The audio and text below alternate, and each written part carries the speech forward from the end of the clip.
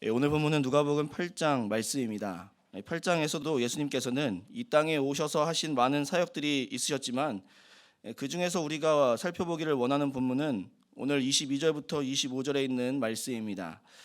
예수님께서 하나님의 나라의 말씀을 비유로 가르쳐 주신 후에 이제 다른 곳으로 이동하여 거기서도 하나님의 복음을 전하려고 하셨습니다. 그래서 밤에 배를 타고 호수 저편으로 이동하고 계십니다. 오늘 본문 22절 말씀을 보시면 하루는 제자들과 함께 배에 오르사 그들에게 이르시되 호수 저편으로 건너가자 하시매 이에 떠나라고 말씀하고 있습니다. 배를 타고 이동하시는 중에 예수님은 아주 고나게 주무시고 있습니다. 하나님의 사명을 감당하기에 열심히셨던 예수님의 모습을 통해 이 사명자로서의 삶을 살아간다라는 것은 예수님처럼 치열하고 열정적으로 감당해야 함을 알아야 한다는 것이죠. 배에 타시자마자 잠이 드셨다는 것을 통해 그 사실을 알 수 있다는 것이죠. 그런데 이 예수님께서 잠이 든 사이에 이 문제가 발생하고 말았다는 것이죠. 광풍이 이 호수에 불어닥친 것입니다. 갑자기 만난 광풍이기에 이 어부 출신의 제자들도 어떻게 해야 할지 갈피를 잡지 못하고 있었습니다. 제자들은 이내 어려움과 두려움에 사로잡히게 되었다는 것이죠. 그래서 그들이 한 것이 무엇입니까? 바로 예수님을 깨우는 것이었습니다. 문제 해결책은 오직 예수님뿐이다라는 것을 알고 즉시로 예수님께 이 문제를 해결해 달라고 간청하였다라는 것이죠. 사실 이것은 옳은 일입니다. 칭찬받아야 마땅한 일이죠. 그런데 문제는 예수님께서는 오히려 제자들을 책망하고 있다라는 것이죠. 오늘 본문 25절 말씀을 통해 그 사실을 확인해 볼 수 있습니다. 제자들에게 이르시되 너희 믿음이 어디 있느냐 하시니 그들이 두려워하고 놀랍게 여겨 서로 말하되 그가 누구이기에 바람과 물을 명하매 순종하는가 하더라라고 말씀하고 있습니다. 예수님께서 제자들을 책망하시는 이유는 두 가지였습니다. 먼저 이 예수님에 대한 올바른 이해가 없었다라는 것입니다. 예수님께서 이와 같은 일을 하신 후에 즉 풍랑을 잠잠케 하시고 바다를 잠잠케 하시고 바람을 잠잠케 하신 이 사건 후에 그들은 예수님에 대한 어떠한 반응을 보이고 있는지를 살펴볼 수 있다는 것이죠. 그들은 놀라워하고 두려워하고 있다라고 말씀하고 있습니다. 그들은 이미 예수님의 전능하신 하나님 되심을 경험한 사람들입니다. 예수님의 무수한 이적들을 통해서 그리고 병자들을 치료하는 모습을 통해서 이분은 하나님의 보내신 그러한 능력 있는 분이실 수도 있겠다라는 생각을 충분히 하실 수 있었다라는 것이죠. 심지어 제자들은 예수님을 처음 만났을 때 예수님이 평범한 사람이 아니라는 것도 이미 경험하였습니다. 물고기를 한 마리도 잡지 못해 포기하고 있을 때 예수님을 만나 많은 물고기를 잡았던, 그래서 그때 자신들은 죄인이니 떠나라고 한 모습을 통해 예수님의 비범함을 이미 알고 있었습니다. 그런데 지금 풍랑을 잔잔케 하신 예수님을 보며 그들이 하는 말은 그가 누구이기에 라는 표현이라는 것이죠. 여태껏 그들이 보았던 모습과 경험한 모습은 온데간데 없습니다.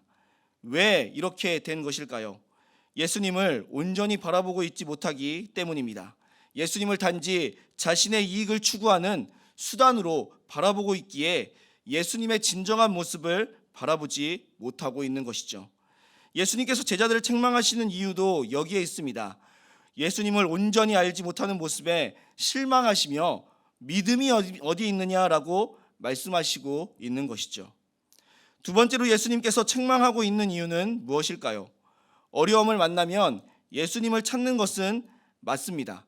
그런데 지금 제자들은 누구와 함께하고 있는지를 잊고 있다라는 것이죠. 예수님의 본질을 놓치고 있기 때문에 그렇습니다. 예수님의 본질을 안다면 그들은 이와 같은 풍랑에도 곤히 잠들어 계신 예수님을 보며 안심해야 합니다.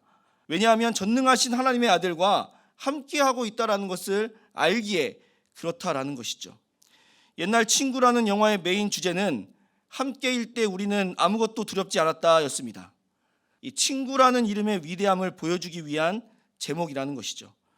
물론 우리는 친구와 함께한다고 해서 두렵지 않고 무섭지 않은 것은 아닙니다. 그래도 무섭고 두렵습니다. 한계를 가지고 있는 사람끼리 뭉쳐봤자 해결되는 것은 아무것도 없기 때문에 무섭고 두려울 수밖에 없는 것이죠. 그런데 하나님과 함께라면 말이 달라지지 않겠습니까? 한계가 있는 사람들과는 무서워하고 두려워할 수 있는 것이 사실이지만, 한계가 없으신 하나님과 함께한다면, 전능하시고 모든 것을 창조하신 하나님과 우리가 함께한다면 그 어떤 문제를 만나도 우리는 두려워하거나 무서워하지 않아야 한다는 것이죠. 설사 지금같이 엄청난 풍랑이 몰아친다 해도 함께하는 예수님을 어떻게 할 수 없음을 알아야 한다는 것이죠. 친구와 함께 있을 때 두려워하지 않았던 것처럼 하나님과 함께라면 우리는 두려워하지 않아야 한다는 것이죠. 문제는 우리는 어려운 문제를 만나면 하나님과 함께하고 있음을 잊어버리며 살아간다라는 것입니다. 하나님이 함께 하시는데, 하나님께서 보호하고 계신데 내가 무엇을 두려워하고 내가 무엇을 무서워할까라고 반응하는 것이 아니라 무서워하고 두려워합니다. 그것은 함께하는 분을 신뢰하지 못하고 믿지 못함과 같은 의미라는 사실을 알아야 합니다. 예수님께서 제자들을 책망하시며 너희의 믿음이 어디 있느냐라고 말씀하시는 이유는 왜 나와 함께하면서도 두려워하고 무서워하고 있느냐에 대한 질문임과 동시에 여전히 너희는 나의 본질을 바라보지 못한 채 다른 목적으로 나를 따르고 있구나를 깨닫게 되셨기 때문임을 알아야 한다는 것이죠. 사랑하는 우리 성도님들, 우리는 예수님을 온전히 바라보아야 합니다. 그래야 예수님이 누구신지를 온전히 알 수 있습니다. 온전히 알지 못하면 제자들처럼 행동할 수밖에 없음을 알아야 합니다. 그들은 예수님에 대한 온전한 이해가 없기에 풍랑을 만나 두려워하고 있습니다. 무서워하고 있습니다. 구원자 되시고 전능하신 하나님의 아들과 함께하고 있음에도 불구하고 두려워하고 무서워하고 있다는 것이죠.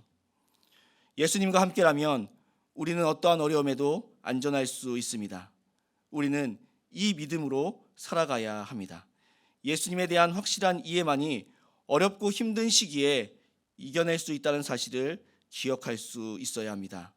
오늘도 전능하신 하나님의 아들이신 예수님에 대한 온전한 이해와 더불어 그분이 나와 함께 하시기에 어떠한 어려움이 와도 이겨낼 수 있다라는 믿음을 가지심으로 승리하는 하루를 살아가실 수 있는 우리 모든 성도님들이 되시기를 주님의 이름으로 소원합니다.